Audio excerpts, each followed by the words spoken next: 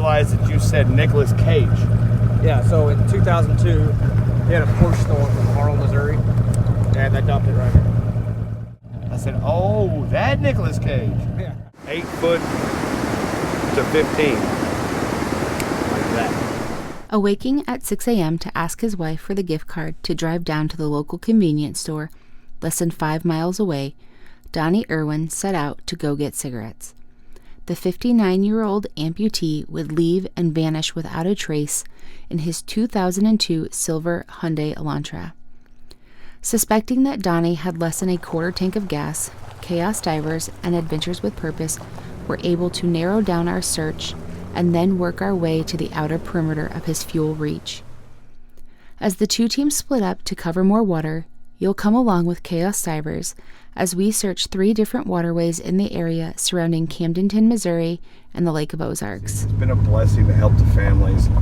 I just had breakfast with a beautiful family that just wants their brother home. They want their brother back. And it hurt me to listen to the whole conversation.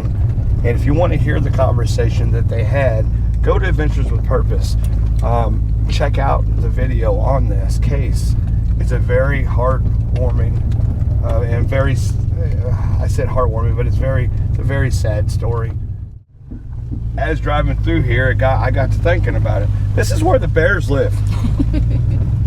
Like, we're in The Ozarks. We're in the Ozarks, so I am glad that we do have means to defend ourselves. Our first location was below the spillway at Tunnel Dam, while AWP searched above it. All right, so if you want to pan over that direction, Lindsay, there's the spillway. We're on the back side of it. 2 different spots that a vehicle can go in here.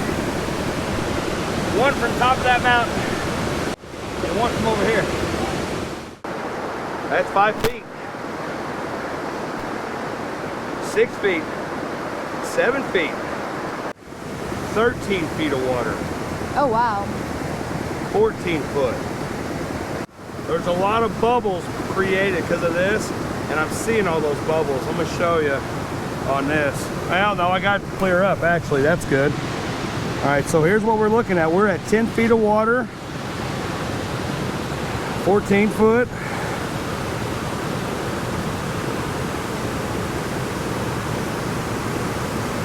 This thing is deep.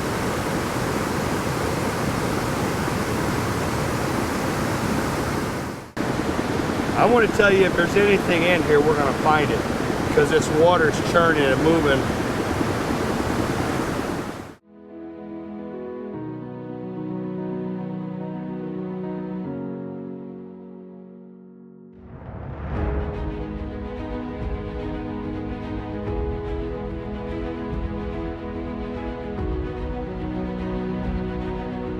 This is going to be a whoop, real quick. Watch this. You'll hit the current right. Whee! The cavitation of that water and it making bubbles like that, recirculating those bubbles. I'm going up and down the river now, or the creek, or whatever you want to call this, the creek, the spillway, the undertow, whatever you want to call it, to get to see if I can see any other side views of things that I could have missed while going beside it. I want to leave here knowing that there's not a vehicle in here, obviously. But we went side to side 3 different times. I didn't see anything. Now I'm getting the bubbles. I told you, Lindsay, this is where the bears live. There's his bear cave. This is bear cave. I don't think that's a bear cave. That's where the woolly monster lives. Does he come He came in whenever the gully washer came through. Came from the gully washer. All right. So I can tell you for certain there's no vehicles in here. There's huge rocks, but there's no vehicles in here. I went back and forth 3 different directions. Now I'm going at an angle. There's no vehicles in here. There's a lot of big rocks in there. Lots of them, I tell you. Big old boulders.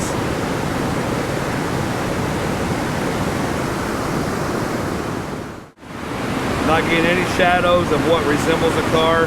19 feet deep was the deepest spot. That's absolutely nuts. Ooh, that's deep. Can you like kick me to the side so I can get out? Oh, you recording this so you watch me fall out? We need a blooper reel. You got some good news? Well, I do not have good news, but I do have news that he is not at the spillway, but the spillway was 19 feet deep.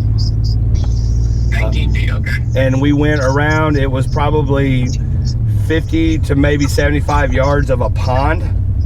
And we went around there in all different directions and it is cleared. This is a very logical spot. If somebody wanted to take their life, I would say this would be a perfect spot. There's nobody around. You know, it goes back to what I always say. You know, it may be foul play, or it may, if indeed he wanted to take his life, keep diving. It's not worth it to stop, which means keep pushing in life. Folks, it's not worth it to stop. Like, somebody out there loves you. I keep saying that. There is somebody out there that loves you. Keep pushing in life. Don't let things get you down. Life's too good. It may be rough right now, but it will get better, I promise you. So the officer that I'm with right now, Zach, he had mentioned that he wants us to check another lake out real quick because they recovered a Porsche out of there, and he wants to get that off of his mind. Yeah, 100%. I mean, we're here to listen to the locals. They're smarter than us, so absolutely listen to, if he has any ideas between there and there, do it. Well, that's what I said. Hey, we'll hit this, and then we'll put the big boat in, hit that, and then we'll go and do the other. Yeah. So the undersheriff had mentioned that there's another lake, so we're going to put in and search around there to see if we find any vehicles. If we do find vehicles, Eric and I will dive on it, and I just hope we find him.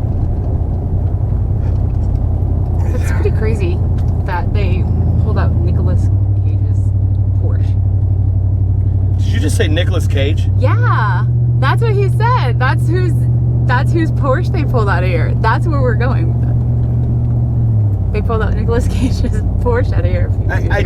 I just thought he just said a name. But Nicolas Cage, yeah. National Treasure. Nicholas, if you see this, we're going to the spot where your Porsche got pulled out, buddy. Well, that's wicked. Maybe that's good luck, national treasure. And we're gonna go find treasure. Find a national treasure? Mm-hmm. Oh God. All right, cool. I'm gonna get gas too, so we're okay. And guess what? We're gonna use the funds that the YouTube family gave us, so thank you guys.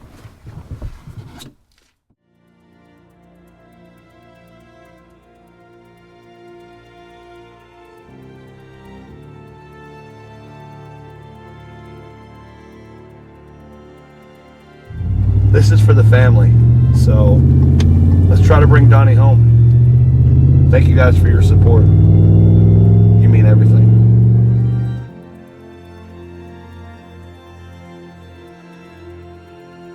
Not as far as I want to go out. Yeah, that's a pretty good distance. Yeah. So I didn't see anything. We then headed to McCubbin's Point with Officer Zach Morehead accompanying us for the day. We launched our boat and headed to Fort Leonard Wood Recreational Area.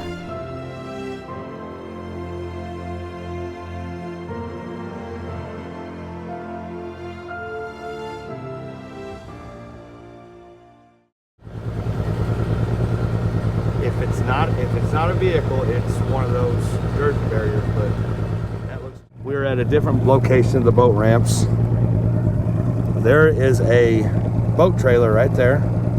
You can see where it comes in. Got the middle, you got the two bunks. It's raised up. may be a vehicle right here. So we're gonna check it out. All right, here you go. Let me go back through, and I'll come back at this one. And see, what kills me is some of these fishermen have way better equipment than I do.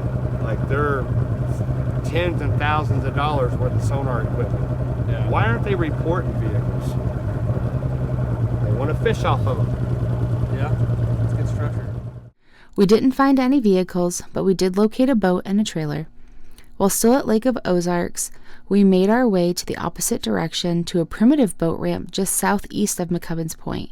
Again, we located nothing and were quite surprised.